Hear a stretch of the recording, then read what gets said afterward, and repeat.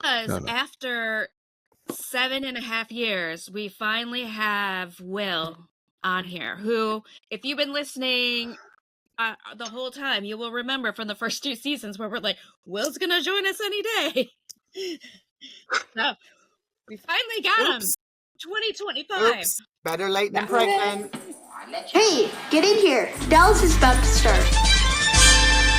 Welcome to the Ewing Barbecue, where we talk about Dallas and other things. My name is Mary.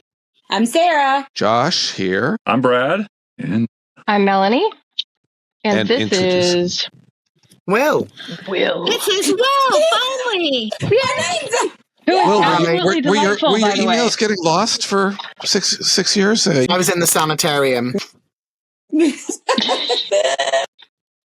You locked yourself seriously, in guys, there. I've been on here for like really bad signal. 5 minutes, and I already like it. Was your roommate's name Edgar? No, sadly not. No. Okay. Okay, quick shout out to our Patreon members: Brendan Phillick, Captain America, Carrie Carver, Rob Summers, Amy Hara, Anita Wren, Corey Springhorn, Eric Christensen, Dr. Cindy Corliss, Jason Carter, Jennifer Blake, Jennifer Incognito Indelicado, Carl Reinsch, Laura Bernheim, Michael Jung, Richard Lundberg, Kristen Carlano, and Marie Johnson. Thank you, everybody. Yay! Thanks, guys. Thank you. Is that a couple more names? I have a couple of those names sounding new. Tonight? They were in a different order. Cheers, big ears. Yes. Ding, ding. Cheers. What are you all drinking tonight? Pinot Grigio. Vodka ginger ale. Nice. Well, I'm drinking a Bordeaux. And I've got tea. Tea as well. You love your Bordeaux tea. out of a I love Beetlejuice tea. glass. You do love tea. I have my J.R. Ewing bourbon off the side here. I feel like we should acknowledge the long break that we've been on that was unintentional. All right. Real quick, in the interest of keeping things going, though, one great memory from the Southwark experience 3 weeks ago. Oh, that's a good one. 2 weeks ago. Oh, wow. 2.5 weeks ago. Was it only 2.5 weeks ago? What was your favorite one favorite story? I think seeing Linda Gray again, seeing Sue Ellen. Because when Carrie, and you guys introduced me to Carrie Carver, who is so lovely. And she had the old, I think it was a People magazine cover from like 1982. Yeah. And we queued up to see Linda. And of course, I'd had a few lemonades by then. So I was a bit wacky, shall we say. And the first thing she said to me was, I've met you before. And I went, yeah, you have. And I sort of just stole Carrie's $50 autograph thing by just talking to Linda for about 10 minutes. And of course, Michelle Lee coming in the day before. She'd just come back from fishing. I think all she caught was the cold. And then trying to steal our pizza. I Bless offered her. her a breadstick. She took the breadstick. She was just so lovely. And of course, then Joan Van Art coming out of the car park in her dressing gown after her I said one story. meeting a Josh. drug dealer. Oh, It's all very bizarre. I ran into Joan Van Arco in the bathroom. It's pretty funny. Yeah, It right was after I had bizarre. to turn her around out of the men's bathroom as she was walking into the men's bathroom. She was not very well. And Kendall was a bundle of nerves the entire time. Danone Simpson. Jesus Christ. She's a bundle of nerves, that woman. Bundle of nerves. So sweet, though. Anyway. They're all so sweet, but I love It's really hard to I'm a damn bundle of nerves, pin man. I get it. pin Yeah, down me too, one actually. specific, but I actually had a better experience with Janine Turner. Was wonderful. I just I'm really pretty. really connected. And Amy Stock was amazing. Very as sweet. Amy well. Stock is really cool. Yeah, She's really nice. I think it was great seeing us all represent. Next time we're going to have to send some good old boys to drag Melanie along, but Right. Yeah. I think just the way we were able to divide and really be well represented there with the coverage and the meeting people and just the tag team approach that we all took as a group was just a wonderful experience. Will and I were standing there. We saw Janine Turner walk by a few times, and we were both like, "Who is that? That's got to be somebody." And I'd forgotten that she was going to be there. And she looks different. She's gorgeous, but she looks different than she did on Northern Exposure, obviously. So anyway, finally, when I was looking at my phone at the guest list, I was like, after 6 hours of wondering who this woman was that had been wandering around, I was like, hey, Will, this is who that is. Oh, yeah, we knew that she was going to be there. But yeah. And she was definitely like I know her a from star. You could tell. Yeah. Right. Yeah. And we ended up on the dance floor at the barbecue, and she's just really a wonderful person. Mm-hmm. But I remember her from that Lifetime show, Strong Medicine. That's where I know her from. Okay. She played a doctor for many years. And she was on General Hospital after she left Dallas. Yeah. But I recognized her when I first saw her in the Dallas episode. I was like, oh my God, that's young Janine Turner. Okay. Yeah. I was joking that because Susan Howard was unable to attend and they had a fake Donna during the Dallas Newlywed Game, it turns out that fake Jan from the Brady Bunch, Jerry Rochelle, was actually there that weekend. Oh. Because her partner is a man named Calvin Spiker, who was the Jenny Lee Harrison's publicist or interesting. Which iteration of the Brady Bunch was she on that the real Jan was not? She was the Variety Hour, Variety show. Yeah. Which I don't think is like even available to watch, is it? You can't find it anywhere. I've seen it like randomly one episode here or there on TV Land like 20 years ago. But you can see clips on YouTube if you look, but not full episodes. Right. I wonder if it's something that'll just randomly show up on like Tubi or Pluto one day. Keep an eye out for that. Probably Internet Archive before anywhere. Could be my guess. It's before VCRs mostly, so it's hard to find some of that. Well, it's so funny because I remember walking into the bathroom and also another time last year in Burbank for that thing. I remember seeing Joan Collins and like we love Joan. I have a TV in the house that plays constantly and it's just on Tubi cycling through stuff. And I saw Dynasty for the first time like a couple weeks ago and it was like, what the hell? It's so cool. But so every time you go into the bathroom, there will be a Joan in there, apparently. There was always a Joan in the London, bathroom, are you next? Joan London? Calling Joan London? But I gotta say, my first impression of the first episode for like the first 2 minutes, I was like, including the intro, they fucking ripped off Dallas. That was my first thought. I've only seen the first episode, and I was like, this is just trying really hard to be Dallas. Through the first two seasons. I love it, but it does remind me of that. And but the once pilot, you get I think, was 3 hours long. It was. So long. Didn't they film the whole 3 hours, first of all, with George Peppard, and then he got fired, and then they refilmed it all again with John Forsythe? Very possible. That's an interesting tidbit. I keep trying to find anything with George Peppard. It's impossible to find any footage. My little French granny always called him George Peppered. In her little French accent. Why would they completely scrap it? The A-Team. Why would they completely scrap something like that? He was like he was like a big movie star in the 50s, 60s. And then so he why kind of would had they some scrap life something problems like that and after whatnot. getting it in the can? I don't understand. He might have quit. It was difficult. No, he was sacked. He was difficult. He said that he just kept saying, this is a rip-off of Dallas. This is just a rip-off of Dallas. And and they sacked him. That's like Back to the Future. I mean, I guess if you have Aaron spelling money, you can probably like reshoot the whole thing with a different actor. But like, why not slip in a different actor and just be like, hey, don't acknowledge it. Hey, guess what? Yesterday we had Dick York. Now it's Dick Sargent. Or, David Wayne and Keenan.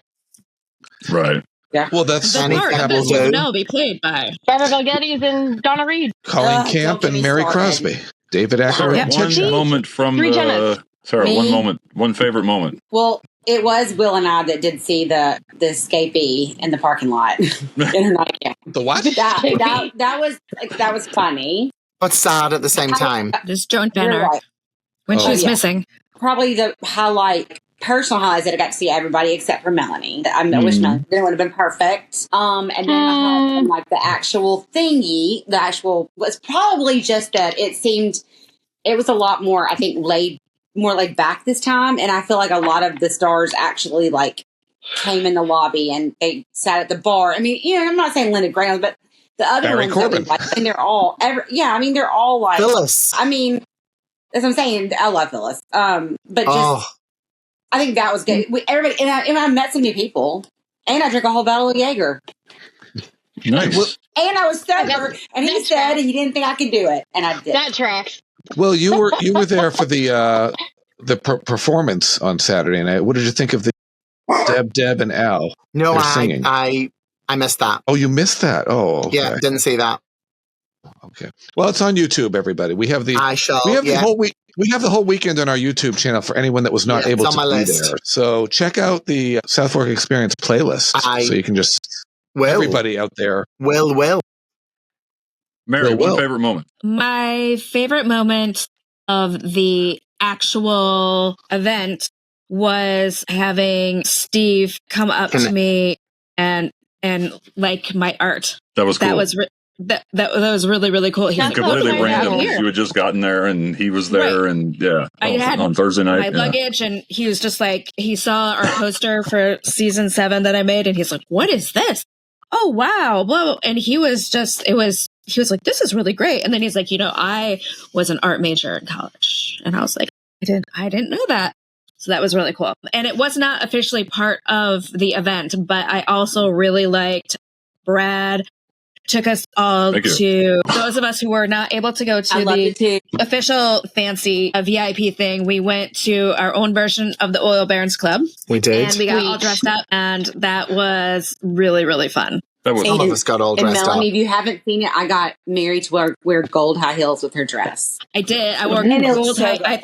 I felt really, really fancy. And we gave pictures. They didn't have send pictures to the girl group chat, please. No, they were fun. Oh yeah, guys, we totally have a girl only group chat and always have. You made these wonderful hats too.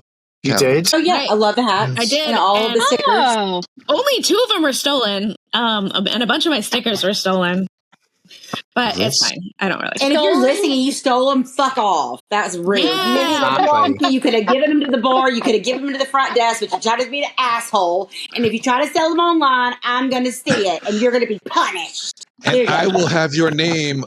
I will have your name with the organizers, so you will be banned from the next South Fork Experience. Gonna make a note here. I need to burn nobody's some ever coming stickers. Forward. We just scared them into hiding. You are fun. Which I did. We launched a bunch of new stickers, and maybe I will circle back and show those at the end of the episode and stuff. But we should probably get going. I will say, Steve was very, very cool. He's always cool. He gets around. He wanders around and yes, talks to when he's not signing, when he's not supposed to be at his table, like he's still hanging around and like talking. He's not the only one, but he's always like wanting to talk to people. Just a genuine guy. Yeah. Like Barry Corbin was just sitting there with you guys all the time. Yeah. Real quick, I thought it was great meeting so many new people. We saw some old friends like Ed and Carrie are always our constant companions. We love having them around us, but it was nice meeting a few that I wanted to mention. Just shout outs to these folks. And I'm sorry if I forgot other people, but Jennifer from North Carolina was there. She follows the show. Beautiful girl. Oh, North Carolina. Lisa from she lives sitting in Charlotte. I think she said that's not far from you, is it? That's like an hour from me. That's so cool. Jennifer's beautiful. Okay, cool. Lisa from Oregon. Yeah, Lisa's the teacher. Lisa was so cute. Yes, Lisa, the teacher from Oregon. We met on Sunday night. She brought like a group that she met last year. Like 5 of them got a house together and they all hung out. Anyway, she sat with us for a while and chatted. She's going to start listening to the show. Dale from Canada, Chris from Lumberton, Texas, who grew up in Vicksburg, Mississippi. Thank you. He says he listens to our show. And Mark from Dublin, who came out and hung out with us a lot. How come I didn't meet Mark from Dublin? I think you did. Did I? I should. You were a little wackadoodle that night. Right. I should give a shout out to the mother and daughter, Jamie and Joyce Leslie. They come in from Kentucky. They go to all these events around the country. They were there. And also Charlie Murphy. Oh, yeah. Charlie Murphy. I'm sorry. Every time you say his name, I think of fucking Chappelle's show. Cocaine's bitch. Cocaine's a hell of a drug. We left that story off. We can tell it later, but we got to tell Melanie about later. And I have not already. Owner of the Southern Cross, Melissa McGee, was there, and she's actually a birthday mate of mine because she's literally 2 days younger than I am. So she was fascinating to talk to as well.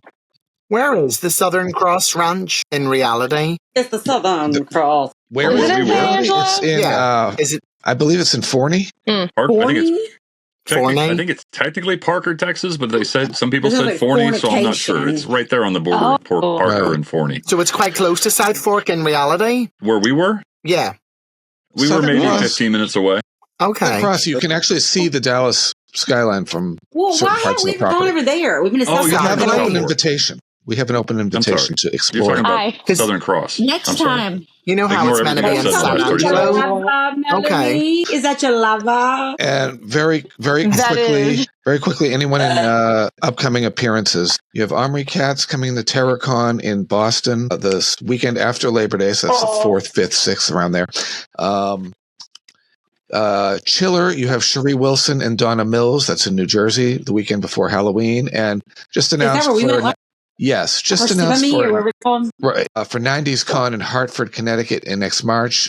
Step-by-step cast, including Patrick Duffy and Sasha Mitchell. So that's upcoming appearances. So tonight we are talking about Season 7, Episode 21, Episode 152 of the series, True Confessions. Holy shit. We'd just like to ask you some questions about the Randolph's son, Edgar. I hoped he'd be dead by now. I do what I have to do to get what I want. You really don't know what kind of a viper you are. You tell me what the highest bid is, and I'll hand you mine. I don't see how you can live with yourself. Once you give up integrity, the rest is a piece of cake. Do you see what it says? It says the mother is Jenna Wade, but the father is Bobby Ewing. And it was written by David Paulsen, directed by Paul Krasny. This episode was written by a man. Makes sense now. Oh, of course, yes. We will talk about that. Okay. And, aired February 24th, 1984. The number one song in the U.S. on that day was Jump by Van Halen. In the UK, it was Relax by Frankie Goes to Hollywood. The number one film in the U.S. was Footloose. Also. And in the news, Iraq resumes air attacks on Iran. And Born on this Day. What year is it? I know, exactly. And then now, all goes doesn't on matter. again. It's all the same, sadly. Right. God. Always. Different decade, y'all. Right. Born on this day, Livio Piccione, racing driver from a country I can't pronounce. Corey Graves, whose previous ring name was Sterling James Keenan, but he was born Matthew Polinsky, who's a professional wrestler and commentator. Died today. Professional alias maker. Jeez. Right. Died today is Helmut Schliske, a German sociologist. Sociology of Sex. He died at 71. And also, Yue Johnson, a writer who died at 59. And on Dallas. Let's see, we had Bill Quinn, who played Sweeney the bartender on The Rifleman, and the college dean on Please Don't Eat the Daisies. He played Percival in this episode. This episode fell from 1 to number 4. Mrs. Mulgravy was played by Erica Yawn, who played Douglas Wambaugh's wife on Picket Fences for several years. And around the time this episode aired, CBS and Lorimar were considering a second Dallas spin-off with Susan Howard and Steve Canale. But neither Lorimar nor CBS ever directly communicated that to them, and Leonard Katzman was the only mention of it to Steve or Susan. And Steve would have been a little apprehensive for leaving an established hit show and possibly facing quick cancellation a la the Ropers. And nothing ever obviously came of the idea, so he was happy to remain on Dallas. I mean, I actually think people would have followed it. It was so popular. And he would always go back to Dallas after, you know. Yeah, and they either loved Don and Ray or you hated them. So most people liked them. So I think they would have at least watched it. I don't know. Knots Landing achieved some success as a spinoff. So yeah, I mean, and how many spinoffs can you get? Look at All in the Family. Right. What would have been the premise, do you think? You know, what would it have been? Maybe they moved away somewhere? An author and a politician, and he was a cowboy. I don't know. Maybe she gives him like an ultimatum, like, I want away from this family. If you don't leave with me, then... But still, She gets political office, and he has to follow her to D.C. I don't know. Austin? Maybe Austin. Maybe she becomes the governor. Austin. That'd be cool. Some trivia about this episode is this is the sole episode directed by Paul Krasny, who was a seasoned veteran who helmed many episodes of Mission Impossible, Mannix, and Crazy Luck of Fox, among many other series. And the disputed birth certificate in this episode first appeared in Barbecue 4 earlier this season, where it was seen Charlie was born on November 20th, 1970. But I think the 20th is missing in this version of it for some reason. If Jenna left Bobby and got pregnant by Naldo almost immediately, as they say later this episode, then their breakup can be traced back 9 or 10 months to February or early March 1970. It's also the first of 2 series appearances by Trisha O'Neill, Dr. Barbara Mulgravy, which we already talked about. O'Neill will appear next as a different character in the series finale. And it says, for some, it says 2-time and Trisha will also appear in a pair of 1986 Dynasty episodes and 2 1998 episodes of the 90s teen soap opera 90210. The Trisha Mulgravy. Okay. Or Dr. Barbara Mulgravy, the daughter. Barbara. Sorry, Barbara. The title of this episode, True Confessions, is based on the magazine titled True Confessions that contained articles on personal confessions and was targeted at young women readers and was first published by Fawcett Publications in 1922 with a cover price of 25 cents. The front cover of the October 1922 issue heralded our $1,000 prize winner, All Hell Broke Loose, during the 20s. Jack Smalley was the editor, and early issues of the run sometimes featured cover illustrations by Norman Saunders. Isn't that special? And then we open on some intense music. Lovely music. Catherine has stopped by Ewing Oil to see Bobby in an amazing, swishing white cloak and long black gloves. That's some good screen time for the 3Ds in that opening scene too. Yes, lovely Denon. I love Kendall's sweater, pink sweater dress in this episode. Isn't it weird? You see them in those opening scenes, and you're like, "Oh, hi, Denon, how are you doing?" Yeah, hey, what's up? I mean, we just saw them 2 weeks ago, but this was 40 years ago. It was how she disappeared from her desk so quickly when Katherine came out of the office and had to use her phone. Mm-hmm. She was there then she was not. Probably lunch hour. Yeah. Oh, she was chatting with Sly when they came out of the office. Yeah. So Katherine comes in. She wants to go to lunch with Bobby, but he can't because he has a meeting and then he has a lunch with Jenna. He invites her. And she's like, weird. I would rather be slowly eaten by a tiger, thanks. What a weird question. What a weird offer. Why don't you come to lunch with me and my girlfriend? I know you're my ex-wife's sister. Sure, she'd be fine fine with my current squeeze to dinner or lunch. I think it's a little bit because she had just a couple weeks earlier told him that she loved him. And so he's probably trying to lay that boundary still. Hey, you want to come to lunch with me and my girlfriend? Do you? Oh. It's so fucking cringe, man. Catherine. I think Bobby's a little oblivious, but Catherine is just being. If this happened in the 2012 series, they would have a threesome. Unfortunately. I do not think Jenna would be into Catherine. I think Jenna would be Me too. later bitch.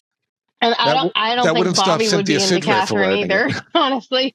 No. Bobby has strictly friend zoned Catherine. Mm-hmm. He has. And Bobby's so vanilla. I can't see Bobby having a threesome.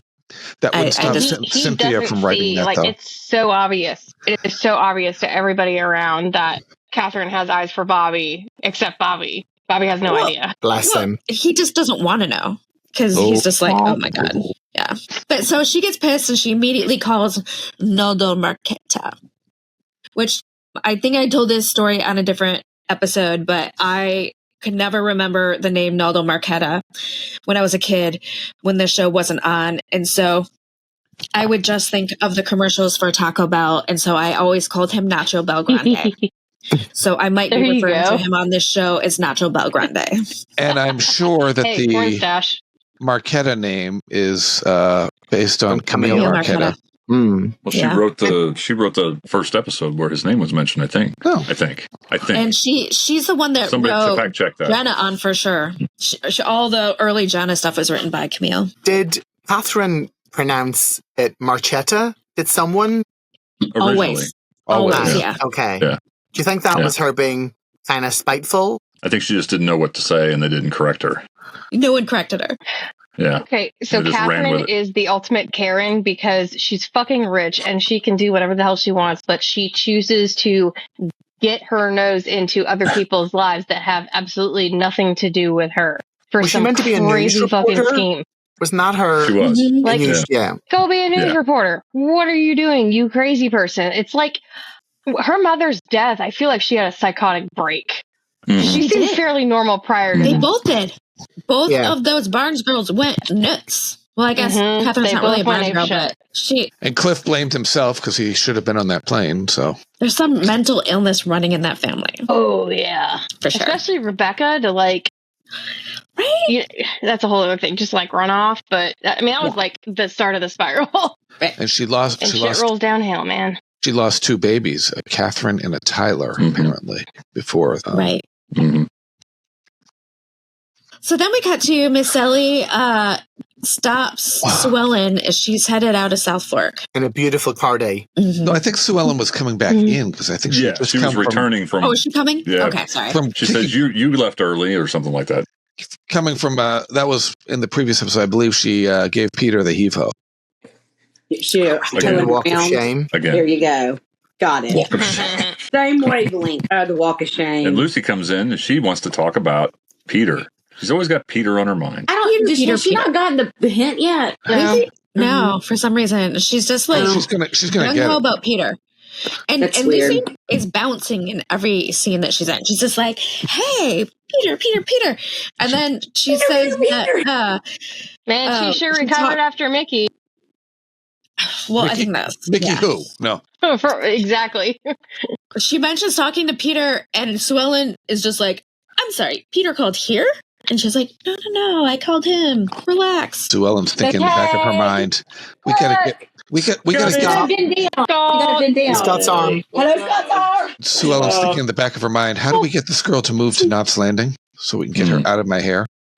Brad Right. missed you. Again, this again. Brad, he said he missed you at the party. Well, yeah, we missed you.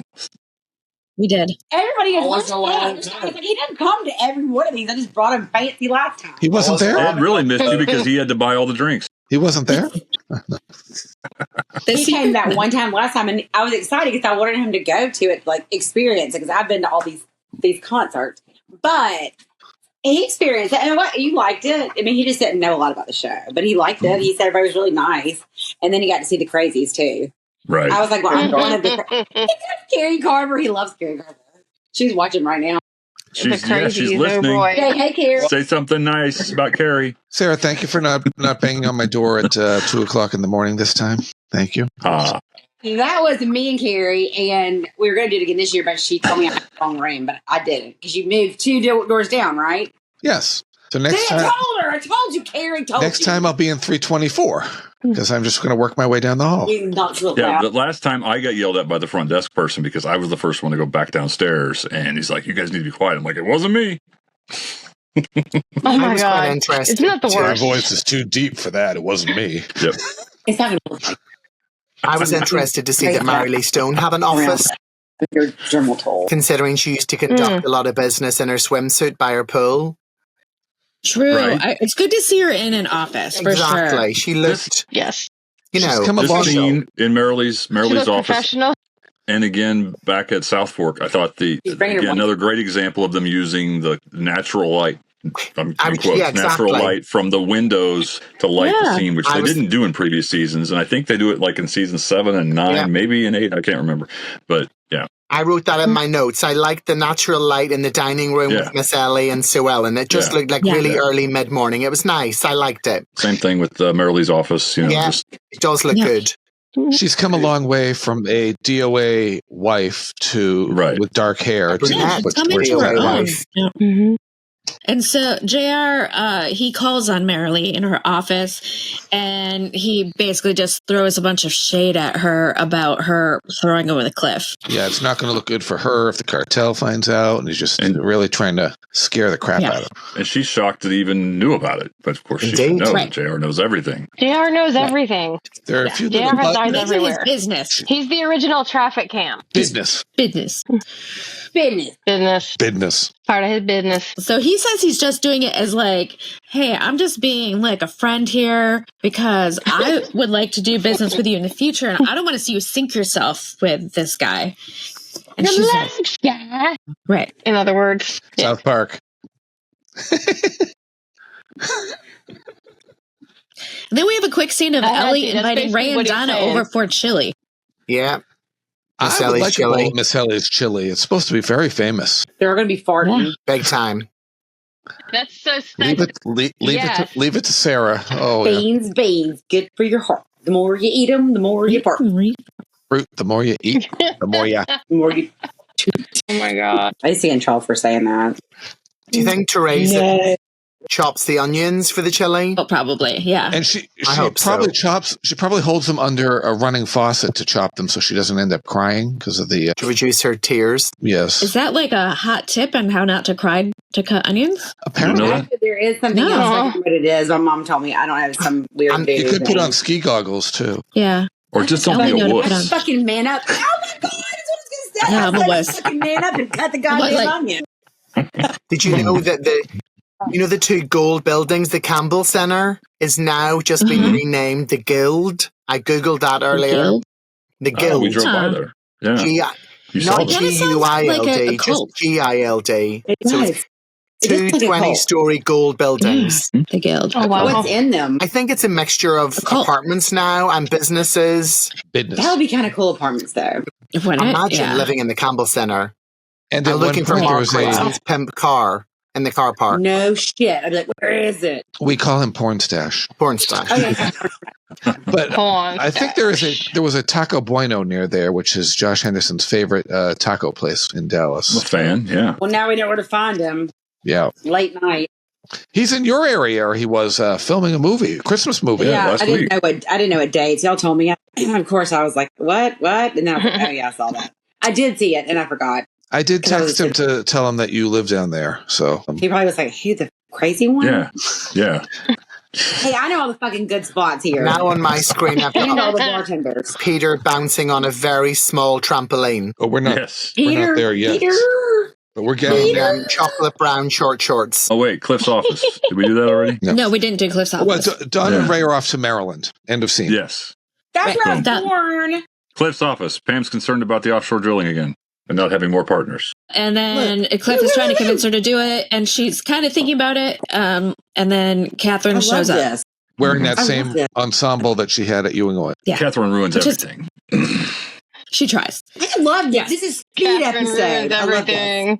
And here's Will's scene now. Peter. Yes, Peter sweating. He's just sweating. And he's exercise. And then he starts doing push-ups on that nasty ass shag brown carpet. It's so gross. That is a very... It looks like a no-tell motel. You don't know what's going on. They haven't cleaned those carpets since 1971. Yes. Sketchy How his nuts don't fall out the shore? They're taped up in. Which again, based on exteriors, is the same apartment building that Mitch lived in before he married Lucy. But I think we were meant to believe that they were not on the first floor. I have a legitimate question. Am I wrong there? Yeah. Okay. No, I think they were like on the second or third floor or something like that. So it was like a hallway that they walked in from. As opposed to this one just coming right off the street. Yeah. I have a legitimate question. Do you think like just the short, I know that was like the trend, but like Sue Ellen dating the younger guy and then Peter and then the trampoline scene and all the, you think they were trying to sexualize him like they did Lucy when she jumps her baby's bounce? Yes. I mean, they're trying to sexualize him. No. I don't think they were trying to capitalize. Because remember Sue Ellen, the symbolism of walking through that park, seeing all the shirtless dudes. Oh yeah. They were objectifying him. But see, they objectify dudes all the time in this show. You got to play to your audience. I'm kind of glad because Andrew Stevens always had a shirt off. He was talking about it. Yeah. So just to know that at least a couple of times they've been like, "Oh, you sexy man, jump on the trampoline, pull your bathrooms out." You know, sexy man. Remember his big claim to fame earlier was the movie Blue Lagoon, where he was. Oh yeah, well he was fresh off of Blue Lagoon. Basically, I love Blue Lagoon. Television audiences had changed from the '60s, where things were geared towards men, with all of the, westerns and this counts for families, but yeah, I mean, it was shifting, and they were sticking their short shorts, playing to their female audience there. Digging a box. It's digging a box. So Lucy arrives while Peter is working out. Is Lucy like super skinny all of a sudden? She looks great. Is this after she had the baby? Yeah. Yes. Yeah. Well, if you breastfeed, she just looks skinnier than she's been in a while. And that's like she looks teeny. She's back. She's back modeling with Leland Palmer's agency. I mean, Blair Sullivan's agency. Right. Yeah. Yeah. And and they need a hot guy, athletic. They don't apparently have anybody in their Rolodex, so they're asking her to go find a hot guy. No, absolutely no. I am not interested. We're fresh out of hot male models in Dallas. Can you find us one, please? It's like absolutely not interested. And she's like, but they're shooting it at South Fork, and John Ross will be there. And he's like, well, maybe I'll think about it. Yeah, wow. That's like two birds with one stone. He gets to see all of them, and he also gets to make Sue Ellen jealous. Jaeger bomb, by the way. Nice. Jaeger bomb. So then we cut to Bobby and Jenna having lunch, and they're being sweet, and she's thinking about how lucky she is that she gets to be with him, and how much she's always loved him. Yeah, she doesn't eat one thing. Not one thing. Should they what? She doesn't eat a bite. What? Oh no, of course not. Yeah. 6 months ago, I never would have pictured this house. I wonder how many of them actually ate food, because during one of the panels, we learned that Josh Henderson has never actually swallowed the food on any shoots. So I'm resisting some slang jokes. It's an interesting study. I'll because feed him like a baby bird if he wants me to. Jesus. Smelly's job. Jesus. Jenna tells him how much she's always loved him, and Bobby says that he hopes that will always be that way. And I'm like, do you, Bobby? Do you? Okay. Where's the ring? Where's the ring? Put a ring on it. And then, then she makes a comment about dreaming. What if I'm dreaming? I have. Well, today feels wonderful to me, too. I'm afraid to pinch myself. I might wake up and find out that I'm dreaming. That's what Charlie said last night. Foreshadowing. Right? Dun, dun, dun. I love that. So I had to grab it. There was an accident, or they knew what they were going to do? No, they didn't. Oh, they had no idea what they were going to do. No, that was an accident. But it's funny now. Or what? Or did they? It's a big marketing ploy and a hype. Oh, you. And then Naldo, Marquetta. Dora May. Jenna. Yep. Dora May says she has a guest. Look over, and there he is. Yeah. And then we go to commercial. And then we come back. And then he's just standing there like Jason Voorhees. God. Why is the cattleman? Is it the All Barons? Why is it so empty for lunch? Yeah, I don't know. It is pretty empty, huh? Very deathly quiet. Not yet. That's because everybody there has eaten and gone back to taken a hotel room somewhere. You know what? I bet it's a late lunch because Katherine came and wanted to go to lunch, but then Bobby had a meeting. So this was after the meeting. Well, after all because of Katherine. Yeah. So Jenna's shocked to see her ex there out of nowhere. And my guess is she hasn't seen him in like 13 years. Jenna.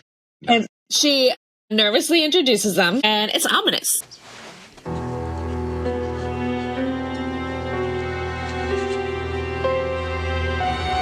Who has the biggest hair in the scene, do you think? Hard to tell. I did. When they were showing the two of them, I was like, oh, Jenna's got a type. She so has a type, because they were both like the big, like the curly, dark hair. Yeah.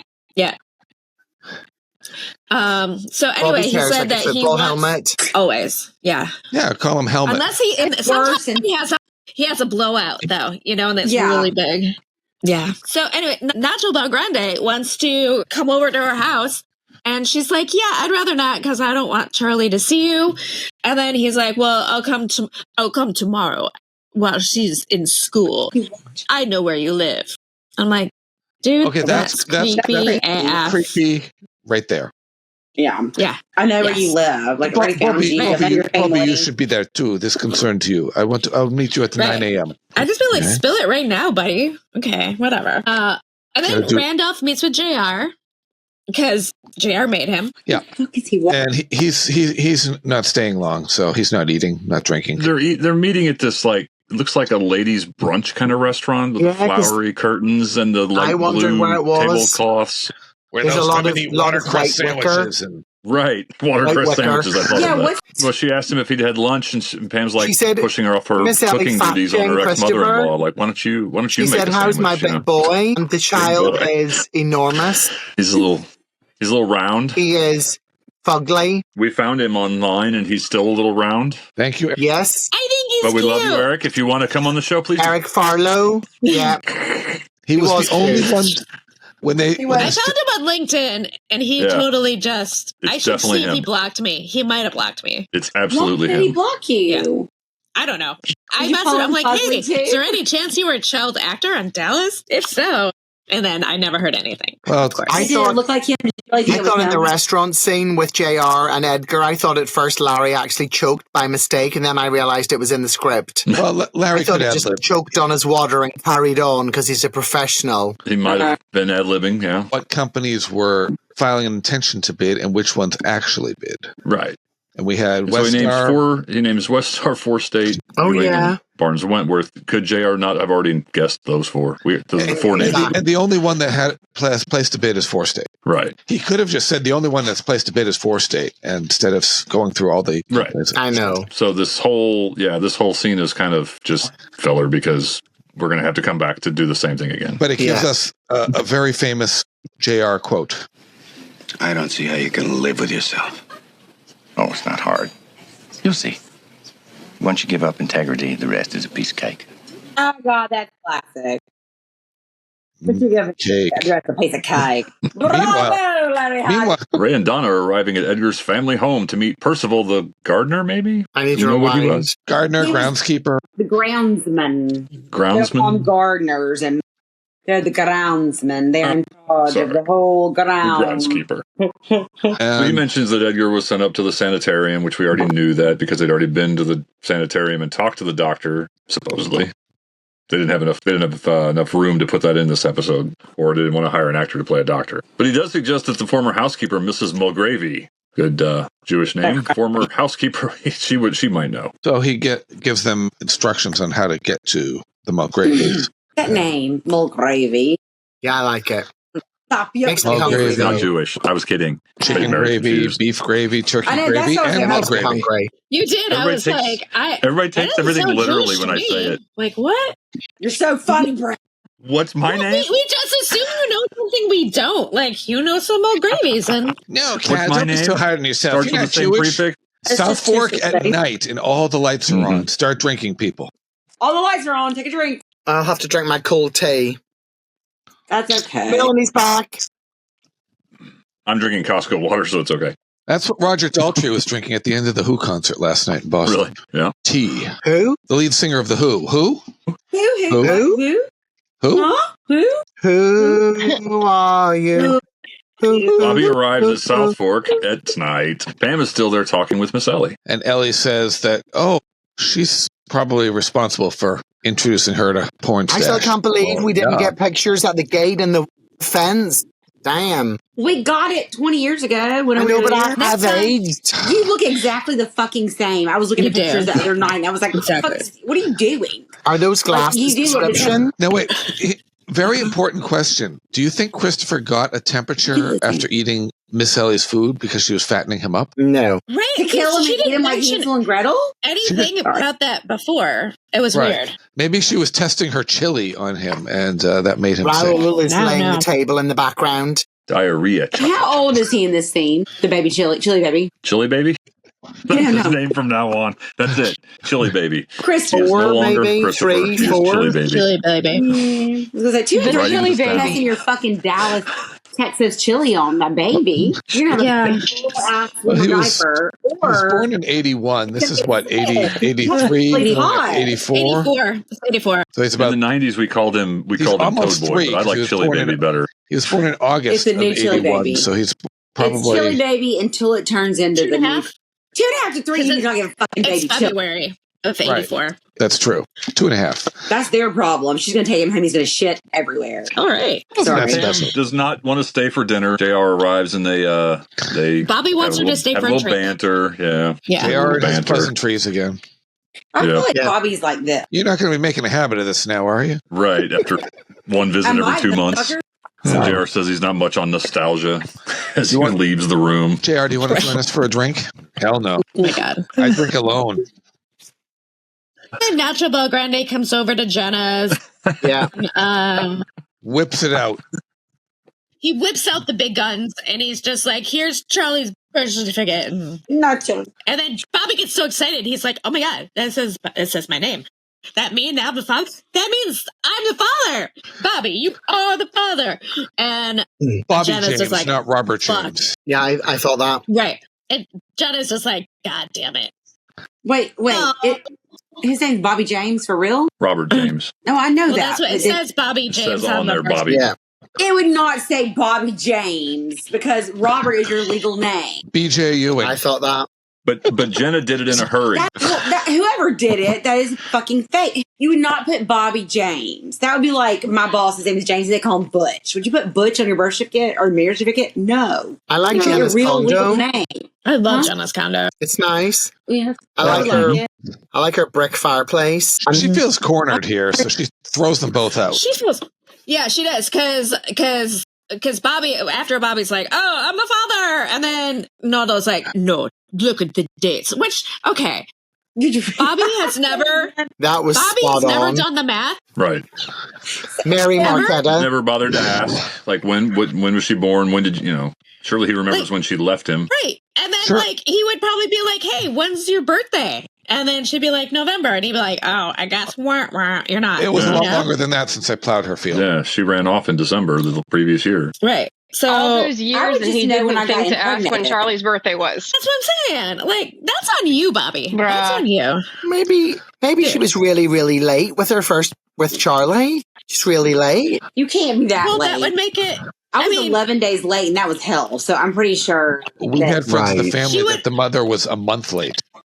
Obviously, I'm not familiar with that area. I've heard of that, but I've never heard of anything longer than They don't let you go longer than that because that can literally be fatal. Yeah. The only reason they let me go 11 days because I said, "Get this fucker out of me." That's exactly what I said. But your maternal instincts hadn't kicked in quite yet. So your son was first referred to as that fucker. Well, no, I pretty much when felt you have like a baby in my sitting body. on like your bladder, you can't wait another day.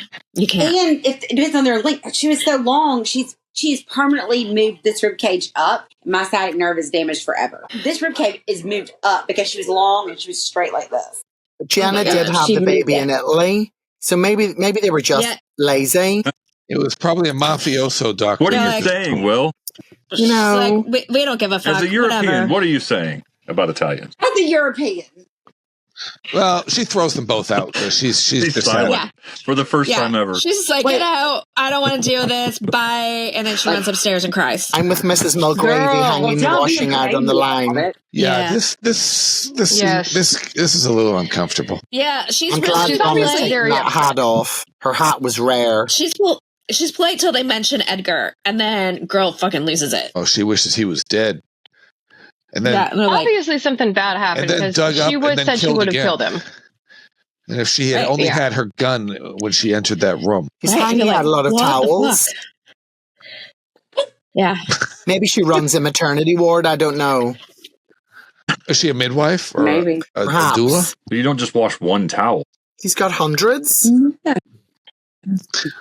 I mean, I think it's just implied that she, from this whole scene, as if it hadn't already been building up before what Edgar had been accused of. Yeah. Right. At the very least, it was sexual assault. We find out that it's worse than that.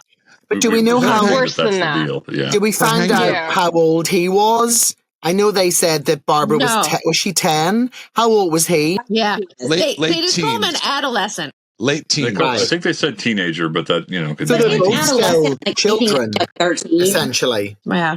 They said late teens, which could be 18, 19. But Right. Mrs. Mulgravy hanging out the towels reminded me a little bit of when Lily Mae was beating the carpet outside of Ray's when she had it hanging on Lil. Yeah. Lil the pill. Fucking Aunt Lil. Jesus. Aunt Lil. I miss Aunt Lil. They've forgotten her, haven't they? I don't. God, I hated her. Raymond. She was in her early 50s. Yeah. Yeah. She was like barely older than us. It's like 52 or something. Crazy. A lot. She could have. I'm She ancient, remember? Ancient.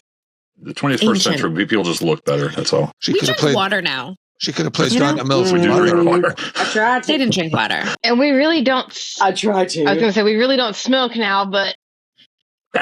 Whoops. Not as much.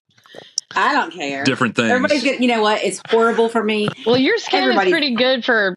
No. So you look good. But thank you. Like, but you don't look like you smoke at all. I need this. Girl, no. It's like this. You look 10 years younger. Both of you do. You guys have good genes. So she's talking around what had happened, and then we don't find out that scene, but we go to restaurant. Yeah, I'm in there. Restaurant. Generic restaurant meeting. And a very nice and cravat. he tells her the plan worked. Yeah. Yes. And she paid him for disrupting Bobby and Jenna's mojo and services rendered. Yeah. And she offers to. She's thrilled. She offers to. Because he's having some feelings since he saw Jay. He's like, I forgot how beautiful she was. But he's not noble.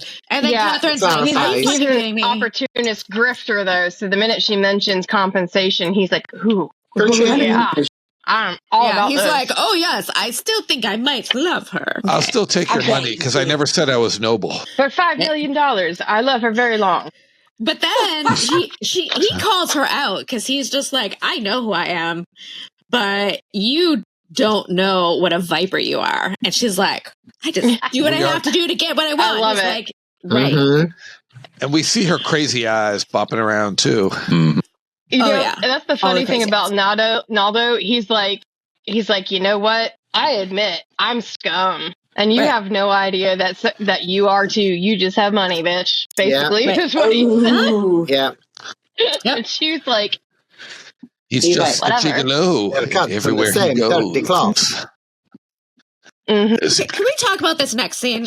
Oh, I want to talk about it so bad. Close up on Katherine. Yeah. So bad. Reaction shot. Stranger danger? We see Bobby. He's outside of school, it appears to be. We're not quite sure at first where we are, but his out, and then his series premiere leather jacket and final scene leather jacket. He's there to kidnap her and take her riding at the ranch. Right. He's like, they get in the car, and she's like, what about mom? And he's like, oh, I left a message for her. It's fine. Then he starts being all creepy This is like about standard, like what they teach you at school. Like, what's the code word, Charlie? What's the code but she word? knows him. But she knows him. It doesn't matter. This is the same time as like you usually get kidnapped by someone you know. Yeah, but this is also maybe the time you had like a bag of like bonbons or something. Well, I mean, you can get me in the car with some I'd get into the car for Pringles. Me too. Charlie, yeah. I mean, it's Bobby. Sour cream and onion. I just assume that Jenna said Once you pop, you can't stop, Sarah. Charlie, get in the car. I have some hard yeah. candy for you. So then he starts being creepy He could about very well wanting be to like, I'm her father. wanting to be her the father, and then she creeps right back at him about marrying Jenna. Like they're both being, Want a couple of my sour balls? Both being super creepy. And just like this is the problem that I'm having on this watch of Dallas that I don't think that I had before. Bobby, I feel like, is just sort of not grooming badly, but like Charlie.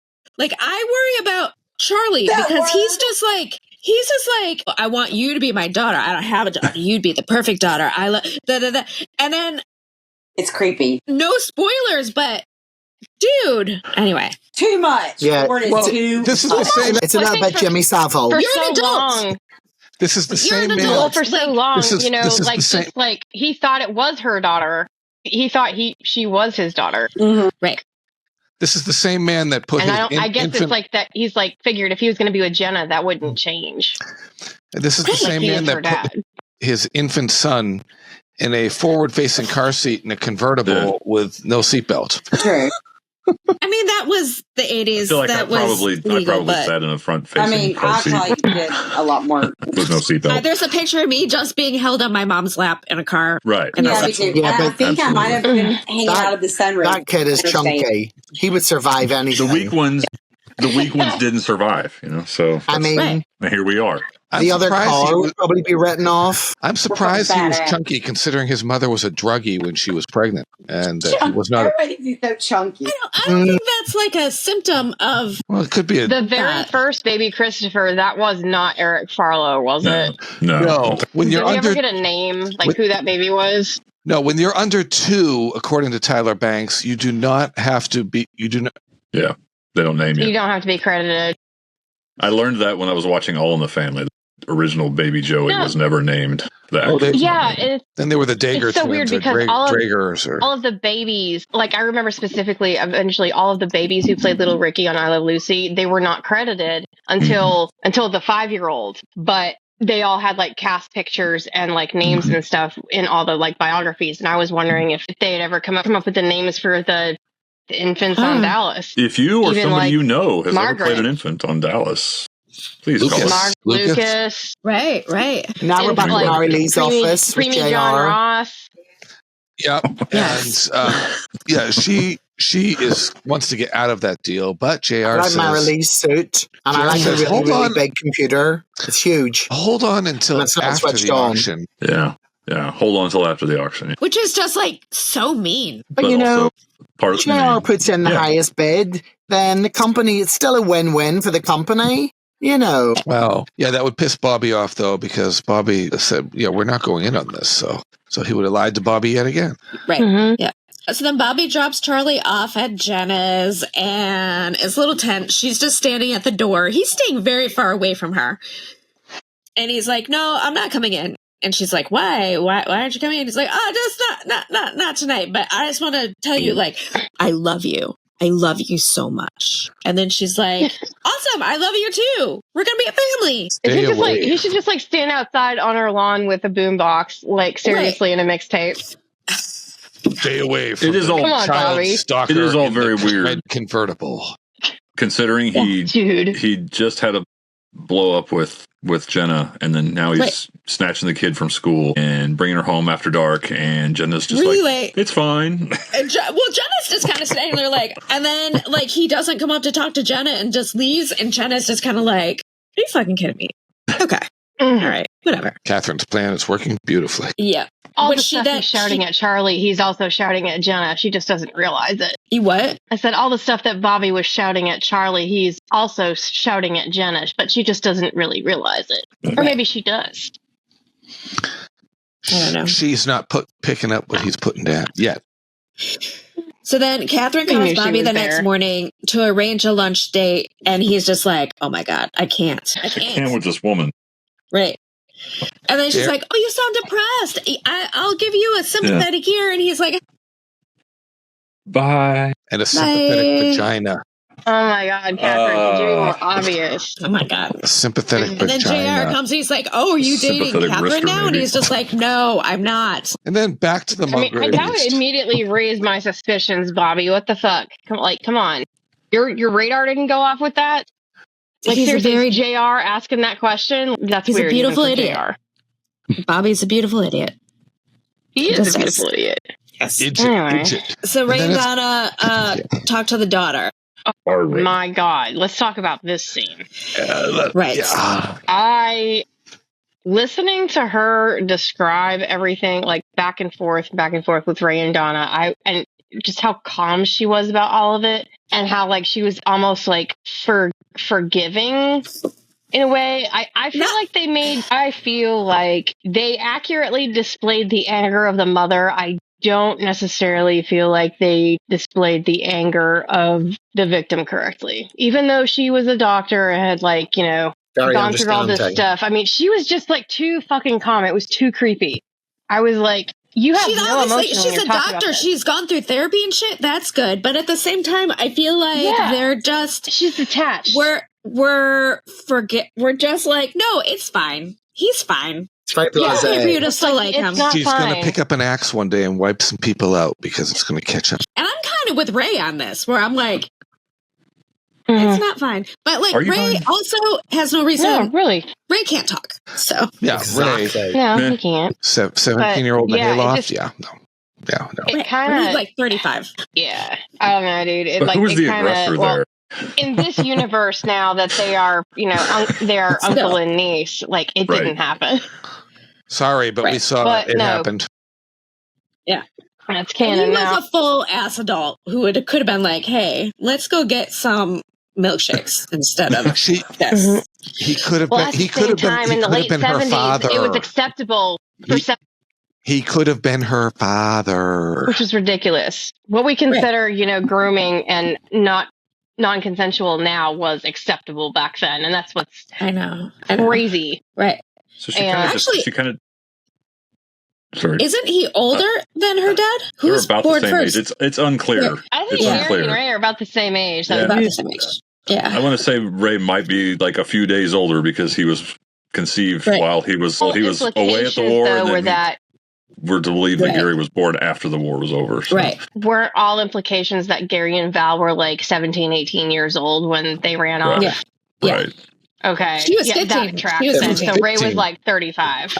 Okay. And then JR sent the good old boys to bring Lucy back and barged in on Lily Mae and snatched the baby. And the Barneses are done with dinner at the Oil Barons. Was it dinner or lunch? I need to fast forward. I think it was lunch. Maybe lunch. Okay, maybe Bobby's lunch. This is the thing, like to do, like somebody's having lunch and then there's one character. We saw it with Clayton. We've seen it with Bobby. We've seen it with JR. Somebody's sitting at the bar by themselves, just maudlin, drowning themselves in their sorrows in the middle, day drinking alone. Day drinking, yes, that's it. Yeah, it sounds like me. I'm just kidding. Day drinking on a weekday alone. Day drinker. One of my favorite things to do. What, day drink? Alone. Yeah. With George Thorogood. I like to do a lot of things alone. George Thorogood. I drink alone. Exactly. And then I drink Pam alone. I prefer to be notices by myself. that something's wrong. Afton says, hey, maybe you should like stay and see what's wrong with Bobby. And then Catherine's just like, Katherine shoos them away. Right, because if Pam went back, that would kind of be a fly in the ointment of Catherine's plan to keep them apart. And she doesn't want keep everyone away from Bobby. Yes, except for her. She's fucking psycho. So then Bobby drives drunk home, I guess, to South Fork. And guess who's on the veranda? Jen. Beautifully lit pool at night too. Did she go inside first to like let people know she was there, or she just? Yeah, I think she said something. She saw Miss Ellie. Oh, okay. Yeah, Miss Ellie Miss Ellie was. She was just Miss Ellie offered to wait up. Oh, okay, I was busy making notes. All right. Yeah, but basically, she goes into this speech, an explanation where, like, by the time she was done this monologue, I was like, what the fuck were you thinking? Right. She made some poor choices. She was like, but yeah. Who dreamed up this? Yeah. This explanation for all of it. Like rich girl problems. Fuck. Right. Yeah. What was so terrible that you left Bobby Ewing behind, dude? She was bored. I mean, that's the kind of the story where she was just like this rich girl who is bored, and she's like, I don't want to settle down. I want to go and do crazy shit still. That was going to be her life, was going to live on that ranch right next to her father's ranch, and just that's where she was going to be forever and ever and ever. And not even the first. She wanted not to even go the first son's wife. She's the third son's wife, right? So she wanted to go out and ride the wild pony and do some exploring. She's like, I'm 19, 20. I just kind of want to get. So then she like goes off and runs away and like meets this count, and then she's like, oh shit, we're gonna get married. And then she's like, oh, I've made a terrible mistake. But oh no, I'm also pregnant. She's kind of like Jenny from Forrest Gump, where she just can't stay put. She's got to go up and fuck up her life and then come back. Jenny. Yes. Oh, yes. Even though I didn't see that movie. Personality disorders. It's where I met Sarah and Mary for the first time. That's true. Right by that pool. That is correct. Right by that pool. Jack Daniels in hand. Somebody posted video on Facebook from the South Fork experience, and they got shoved in the pool during the daytime. Did you see the video? That was Lisa from Oregon, the teacher from Oregon. We talked with her. She pushed the guy in, her right? Sunday night. Hey, he went out especially. Daytime in August, I'm good with. That was probably very warm. It's annoying to be in wet clothes, but that was probably very warm water. And I guess they didn't get thrown out. I mean, that's no. If I had known that, I probably would have shoved some people in the pool over the Got years. straight back in the Uber, soaking wet. She was soaking wet in the hotel. What I found disappointing went out, got pushed in, got in the Uber, and came back. What I found disappointing when I went out to South Fork a couple weeks ago, remember where we all picked up our tickets in 2008 at the back? And that and the Longhorn Barn have been demolished. Oh. Yes. Sorry, we didn't go, Will. No. Yep. I know. Why didn't we get pictures on the fence and at the gate? I'll have to come again. We should have. Yeah. We went as far as Walgreens. We should have just nipped round the corner. And now we know. And now we know that Clayton's Ranch, which is, I've forgotten the name. Southern Cross. That one. Southern Cross. Next time we have to. Well, Melissa McGee has extended an open invitation next time we're down there to come out, and she'll show us around the property. That would be amazing. Yeah. It really would. We should invite her on sometime. Maybe I'll add her to our list of potential. Where are we at here? Did we? So we're at the very end, and then so Bobby's like, okay, well, I'm not like. Am I the father? And then she's like, no. And he's like, I'm upset because you lied. And she's like, I didn't lie. And she never said he was, right? She's like, I never said you were the father. And he's like, but you led me on. I'm like, did she? Because she kept saying, like, if you're dating me because you think you're Charlie's father, then, like, fuck off. Like, over and over and over, Bobby. Multiple times. Times. What I notice about Bobby is lying and not being straightforward with people and stuff is something that even carries into the new series in his new relationship. Mm-hmm. Right, but Bobby also doesn't tell people shit. So, like, he... Double standards, hypocrite? Right. Yeah.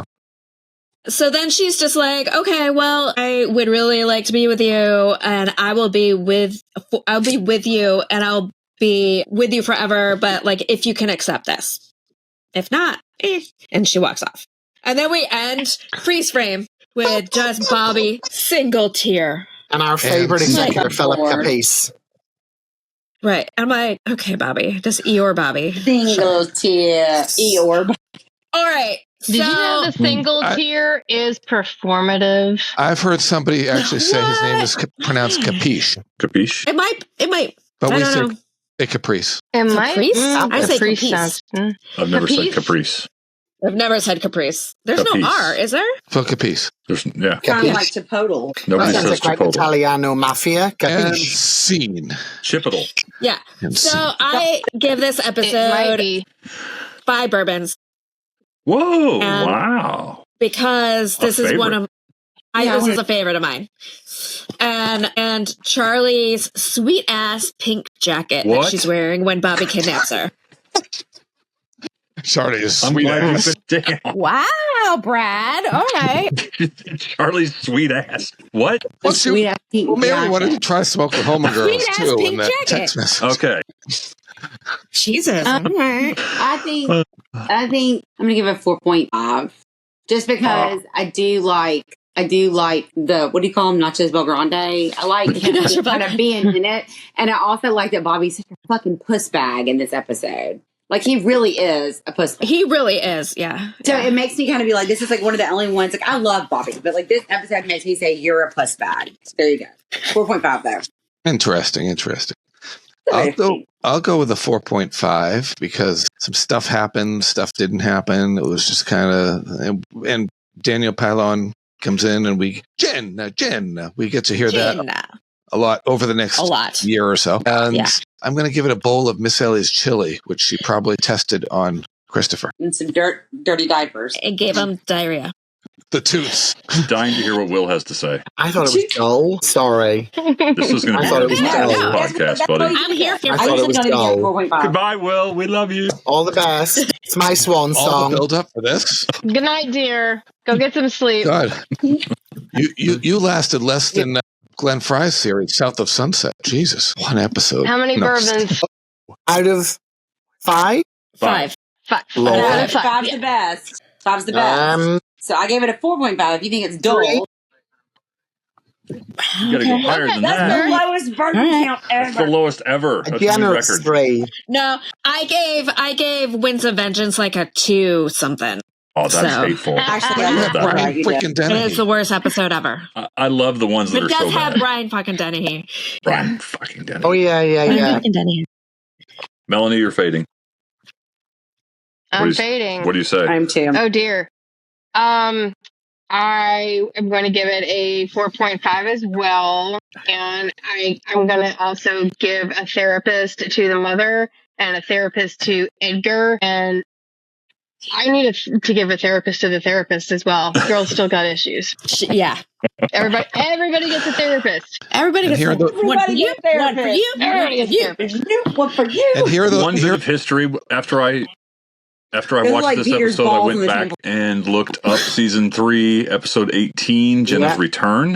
First of all, we don't see Jenna until 23 minutes into the show. I didn't watch the first 23 minutes. I fast forwarded. Anyway, so while they're in the airport, and Bobby meets Jenna and they're talking, and she says that she had put Charlie on the plane to go somewhere, and then later they're talking, and she says that this is a quote, Naldo's turning out to be a pretty good father. Pretty good father. She spent all last summer with him in Rome. She had a ball. So with that, what you will as far as continuity, but we've got some problems here. She was also the fashion editor at that time of High Style magazine, so she fell quite a ways through Dallas society there.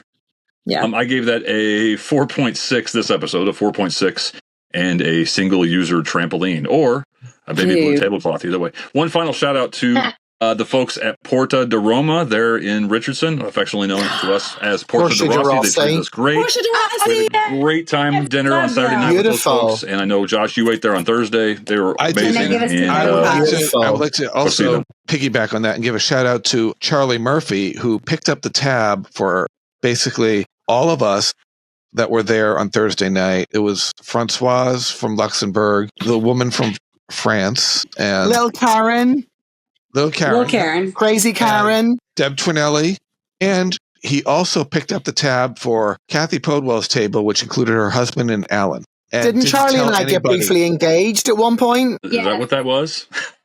Actually, that's called assault.